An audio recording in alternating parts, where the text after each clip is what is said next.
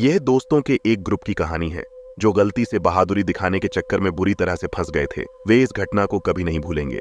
यह कहानी मुझे मेरी चचेरी बहन ने सुनाई थी। उसका नाम जेनी है। जॉन, माइक, एबेट, जेनी और ऑलिव सभी उनके हाई स्कूल के दिनों से अब तक के काफी अच्छे दोस्त हैं। कॉलेज के अपने तीसरे वर्ष में वे थे।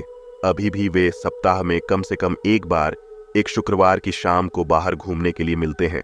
उन्होंने पैसिफिक रीजन में एक प्रसिद्ध पुराने घर में जाने का प्लान बनाया। ये पुराना घर जॉन के परिवार का था। उन्होंने उस घर को अमेरिकन कपल को बेच दिया जो हर साल कुछ महीने फिलीपींस में बिताते थे। अगर घर के लोग देश के बाहर हैं तो हम कैसे वहां पहुंच पाएंगे? माइक ने पूछा। आसान है दोस्त, मेरे पास एक एक्स्ट्रा चाबी है। जॉन, क्या होगा अगर उन्होंने ताला बदल दिया हो? जेनी ने पूछा। वे ऐसा नहीं करेंगे, वे ऐसा कर भी नहीं सकते। ताले प्राचीन हैं। यह एक स्पेनिश कलाकार द्वारा बनाया गया था और नए मालिक घर की इतनी दुर्लभ चीज को हटाने की हिम्मत नहीं करेंगे, जॉन ने कहा। जॉन को इस बात का पूरा भरोसा था। कुछ और आर्ग्यूमेंट्स के बाद ग्रुप ने इस पुराने घर के अंदर जाने का फैसला किया। पूरे घर में अंधेरा था, कुछ भी दिखाई नहीं दे रहा था। एबर्ट ने अपने लाइटर को क्लिक किया जिससे कमरे में बमुश्किल रोशनी हुई। लिविंग रूम में पुराना फर्नीचर सेट शामिल था और अन्य प्राचीन वस्तुएं जो सफेद चादरों से ढंकी हुई थीं। पूरी जगह धूल भरी थी। मालिक कई महीनों से घर नहीं आए थे। तुम तो हर चीज से डरते रहते हो। लगता है तुम मिरर में अपना चेहरा देखकर भी डर जाते होगे। माइक ने कहा। वह अपनी घबराहट को दूर करने की कोशिश कर रहा था। उसे भी लगता था कि यहां आकर गलती कर दी है। अचानक लकड़ी के फर्श पर किसी आवाज ने ग्रुप को चौंका दिया और वे अलग अलग दिशाओं में भागने लगे। ऑलिव और जेनी किचन की ओर दौड़े। माइक और जॉन दूसरी मंजिल पर भागे, जबकि एबेट अपने लाइटर की तलाश में रह गया जो उसके हाथ से गिर गया था। एबेट फर्श पर था जब उसने देखा कि एक आदमी और एक महिला लिविंग रूम में कहीं से आए थे। महिला के हाथ में लैंप था। वह आदमी बहुत पागल हो गया था और स्पेनिश जैसी भाषा में चिल्लाते हुए बात कर रहा था। महिला सीढ़ियों की ओर भागी, लेकिन आदमी ने उसे बालों से खींच लिया और बार बार उसके सिर को फर्श पर मारा। एबर्ट सोच रहा था कि वह आदमी ऐसा क्यों कर रहा है।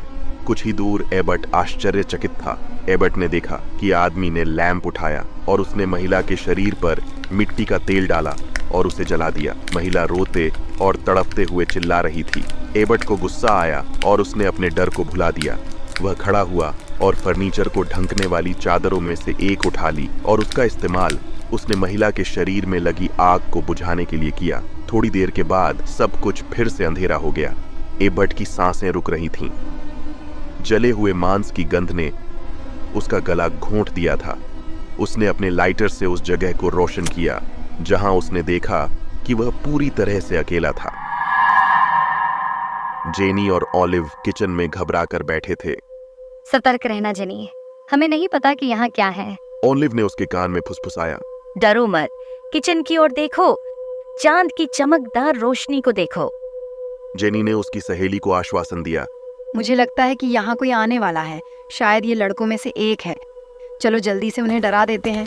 टेबल के नीचे छिप जाओ। दोनों लड़कियां जल्दी से टेबल के नीचे चली गईं। वे लड़कों के आने का इंतजार करने लगीं, लेकिन उन्हें यह देखकर आश्चर्य हुआ कि किसी ने कैमेसा दी चिनो शर्ट और लंबी पैंट की एक जोड़ी पहन रखी थी। वह अंदर आया। रहस्यमय आदमी ने एक बड़ा चाकू पकड़ रखा था और अचानक एक महिला कहीं से दिखाई दी। वह किचन में इधर उधर भाग रही थी और रो रही थी और अपनी जान की भीख मांग रही थी। जेनी और ऑलिव ने एक दूसरे को गले लगाया। वे वास्तव में डरे हुए थे। वे समझ नहीं पा रहे थे कि महिला क्या कह रही है। तभी ऐसा हुआ कि महिला चिल्लाने लगी क्योंकि उस आदमी ने उस पर कई बार वार किया। दीवारों, फर्श, किचन सिंक, हर जगह खून था। जेनी और ऑलिव ने अपनी आंखें बंद कर लीं और अपनी चीखों को दबाने की पूरी कोशिश की। फिर वहां अचानक सन्नाटा छा गया। माइक और जॉन दूसरी मंजिल पर एक्साइटेड हो रहे थे। यार चलो अब दूसरों को ढूंढते हैं, यहाँ बहुत अंधेरा है। माइक ने जॉन से कहा। रुको यार, मैं अपना पुराना कमरा ढूंढने की कोशिश कर रहा हूँ। मैं देखना चाहता हूँ कि क्या कुछ बदला है। जहां वे थे वहां से दूर स्थित एक कमरे की ओर इशारा किया गया। माइक जॉन के पीछे पीछे उस कमरे तक गया। जब जॉन ने धीरे से दरवाजा खोला तो उसने और माइक ने कुछ भयानक दृश्य देखा जो वे अपने पूरे जीवन में कभी नहीं भूलेंगे। कमरा गैस लैंप से जगमगा रहा था। वहां एक आदमी खून से लथपथ था और वह 2 छोटे बच्चों, एक लड़की और एक लड़के को चाकू मार रहा था। लड़की चिल्ला रही थी और मदद मांग रही थी। जॉन और माइक भागने और छिपने की कोशिश कर रहे थे, लेकिन वे दोनों जमे हुए थे और हिल नहीं पा रहे थे। वे बहुत सदमे में थे। दरवाजा जोर से बंद हो गया। डॉन और माइक जितनी तेजी से भाग सकते थे भाग गए।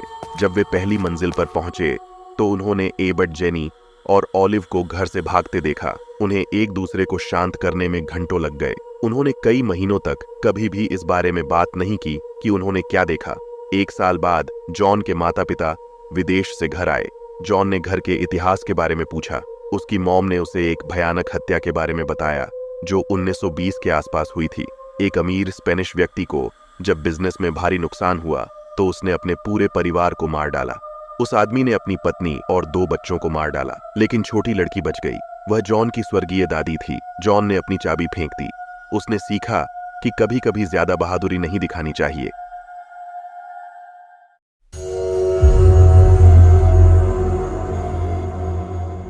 इस कहानी को मैंने अपने चचेरे भाई के घर पर सोते समय सुना था।